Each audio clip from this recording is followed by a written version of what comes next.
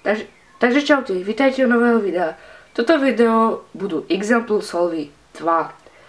Budú to na kocky 2x2, 3, Cube, Pyraminx. Môžeme sa do toho pustiť, začnem 2x2. Ako prvé si všimnem, že je to takýto blok žltej. Takže začnem na žltej. Vidím túto hranu, čiže spravím toto a vložím. A zároveň by sa dostala toto druhá, čiže ho tam dám. Kruhy otočím a poprehadzujem. Tak. 3x3. Tu som si všimla žlto-červenú, čiže vložím ju.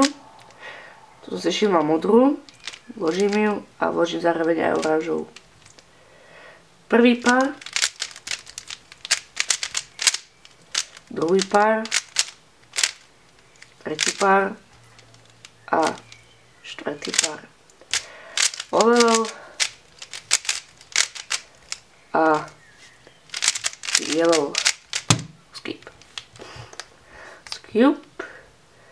Takže začala by som asi na... Na čom začnem?